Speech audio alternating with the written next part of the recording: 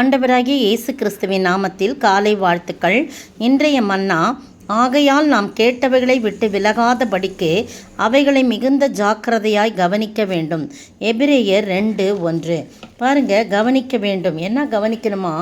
நாம் கேட்டவைகளை விட்டு விலகாதபடி அவைகளை மிகுந்த ஜாக்கிரதையாய் கவனிக்க வேண்டும் என்று சொல்லப்பட்டிருக்குது.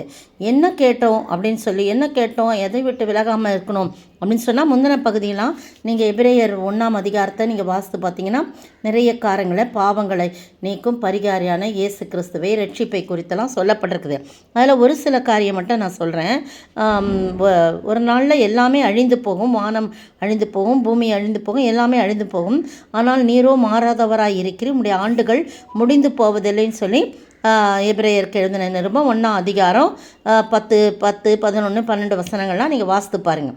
அப்போது சொல்லிட்டு 13ஆம் வசனத்தில், மேலும் நான் உம்முடைய சத்துருக்களை உமக்கு பாதப்படி ஆக்கி போடும் வரைக்கும் நீர் என்னுடைய வலது பார்சத்தில் உட்காரும் என்று தூதர்களில் யாருக்காவது எப்போதாகிலும் அவர் சொன்னதுண்டா அப்படின்னு ஒரு கேள்வி கேட்குறாங்க. என்ன அப்படின்னு சொல்லும்போது, சங்கீதம் 110:7 பாருங்கள். 110ஆம் சங்கீதம் அதில் 7ஆம் வசனத்தில் சொல்லப்பட்டிருக்குது. முதல் வசனத்தில் 110:1, கர்த்தர் என் ஆண்டவரை நோக்கி, நான் உம்முடைய சத்துருக்களை உமக்கு பாதப்படியாக்கி போடும் வரைக்கும் நீர் என்னுடைய வலது பார்சத்தில் உட்காரும் என்றார். இது தாவீதின் சங்கீதம்.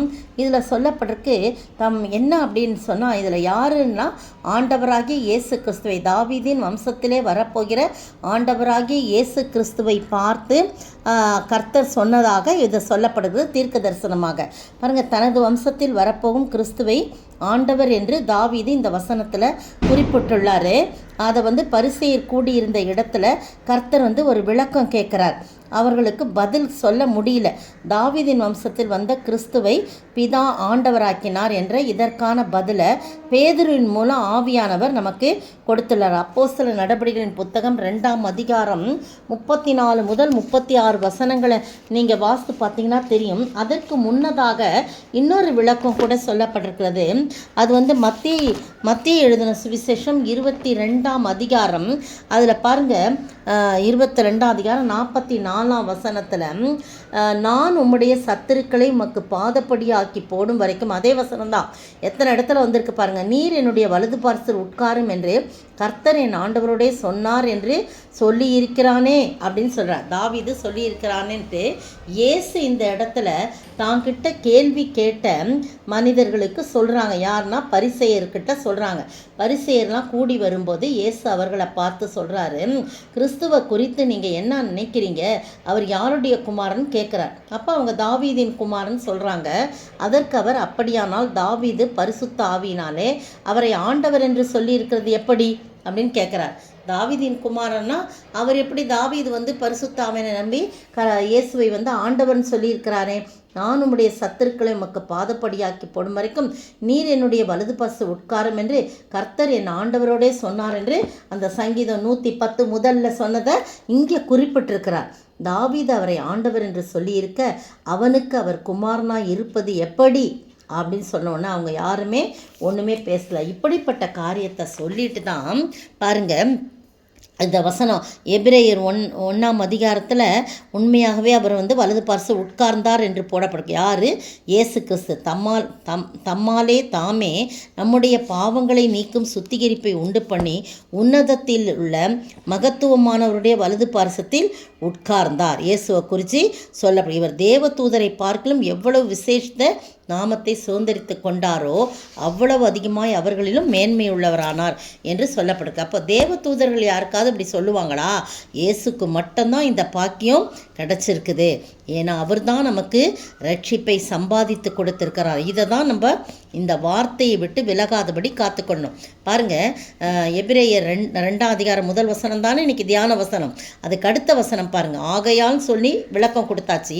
இப்போ ஏனெனில் சொல்லும்போது ஏன் நம்ம கவனிக்கணும்னா, ஜாக்கிரதையாக கவனிக்கணும். ஏனெனில் தேவதூதர் மூலமாய் சொல்லப்பட்ட வசனத்திற்கு விரோதமாக எந்த செய்கைக்கும் கீழ்ப்படியாமைக்கும் நீதியான தண்டனை வரத்தக்கதாக அவருடைய வசனம் உறுதிப்பட்டிருக்க முதலாவது கர்த்தர் மூலமாய் அறிவிக்கப்பட்டு பின்பு அவரிடத்தில் கேட்டவர்களாலே நமக்கு உறுதியாக்கப்பட்டதும் என்னன்னா அடையாளங்கள், அற்புதங்கள், பலத்த செய்கைகள், நம்முடைய சித்தத்தின்படி பகிர்ந்து கொடுத்த பரிசுத்த ஆவியின் வரங்களினாலும் தேவன் தாமே சாட்சி கொடுத்ததுமாய் இருக்கிற, இதுதான் ரொம்ப முக்கியம்.